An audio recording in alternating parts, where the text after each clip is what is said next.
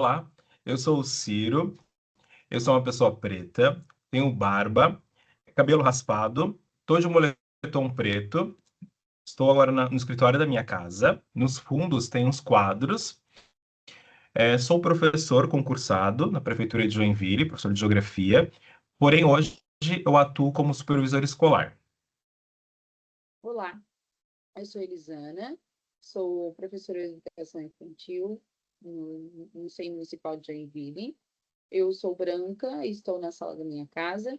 E hoje nós estamos aqui para conversar sobre a importância da linguagem na formação dos processos psicológicos superiores e na construção dos conceitos científicos de acordo com a perspectiva de Vygotsky. Também a gente vai refletir sobre como essas ideias contribuem para a educação inclusiva e a garantia dos direitos humanos. Então, nessa primeira parte da nossa conversa, nós iremos falar sobre a linguagem como mediadora do desenvolvimento psicológico. Então, como que funciona, né? Para Vygotsky, o desenvolvimento humano ele acontece dentro de contextos históricos, sociais e culturais. Ele afirma que as funções psicológicas superiores, como o pensamento abstrato, a atenção voluntária e a memória lógica, se originam primeiro nas relações sociais. E aí, depois que essas funções passam a fazer parte da vida interna do indivíduo. Ou seja, a criança primeiro ela pensa junto com o outro e depois internaliza essas formas de agir e de compreender o mundo. Nesse processo, a linguagem tem um papel central.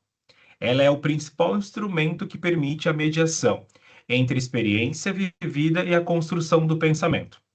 O texto, o social e o cultural, na obra de Vygotsky, reforça que a mente humana é o resultado da internalização das relações sociais e a linguagem é o mecanismo que torna tudo isso possível.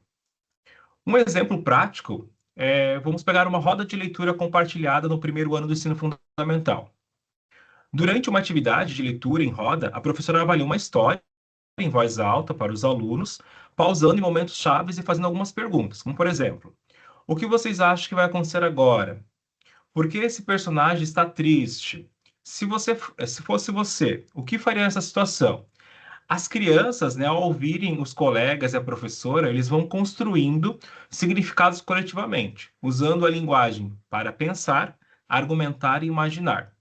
Com o tempo, elas vão começar a fazer esse tipo de reflexão sozinhas, enquanto leem de forma mais autônoma. Então, esse seria um momento, né, um exemplo de mediação linguística, em que o pensamento da criança é inicialmente construído com o outro, ou com a professora, com colegas, com os familiares, e aos poucos, né, se internaliza, permitindo que ela desenvolva habilidades como interpretação, inferência e pensamento crítico de forma independente. Né? Outro exemplo também que pode ser citado é a questão da conta, né? Então, quando a criança aprende a contar, ela começa a contar com a ajuda de um adulto, no caso da professora ou dos pais, dos familiares. Mas com o tempo, essa contagem ela passa a ser feita de forma mais mentalmente e também de forma mais autônoma.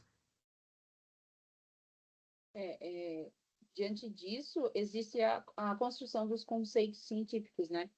E o Vygotsky, ele diferencia em dois tipos de conceito. Então, são conceitos espontâneos, que nascem de uma experiência diária, né?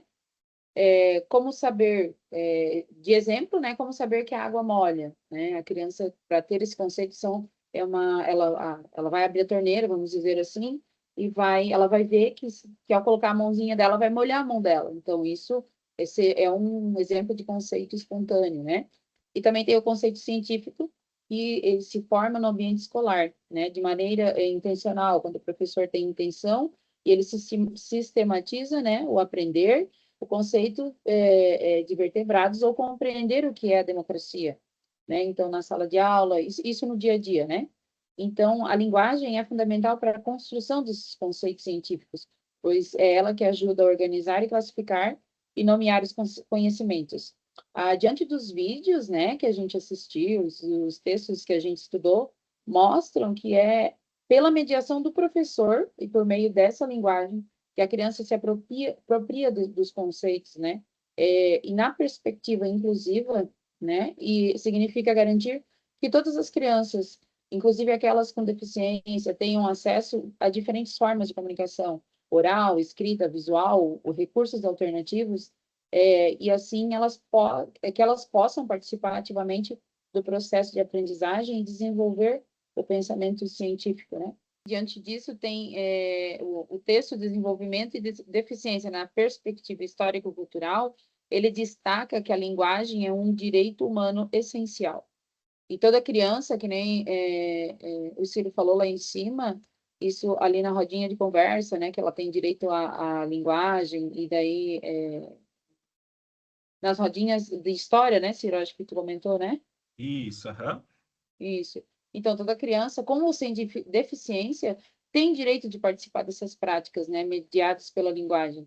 Então, para isso que a escola deve oferecer materiais adaptados, recursos de comunicação alternativa, ter estratégia, criar, né, e ter estratégias de mediação individualizada, garantir ambientes de interação rica e significativa, para que essa criança se sinta pertencida àquele lugar, ela tenha, né, o pertencimento. Eu acho que isso que é importante. E o Vygotsky, ele defende, né, que a deficiência não impede a criança de se desenvolver. Quando a escola valoriza a mediação linguística e promove interações, a criança pode avançar em direções e formas mais complexas de pensamento e participação social. É ali, dando oportunidade, né, que eles conseguem se desenvolver, participar, e assim eles vão ganhando o mundo e vão conhecendo diferentes, né, formas de culturas, e assim eles vão participando de diferentes práticas culturais, né? Sim, e para concluir, né, essa perspectiva histórico-cultural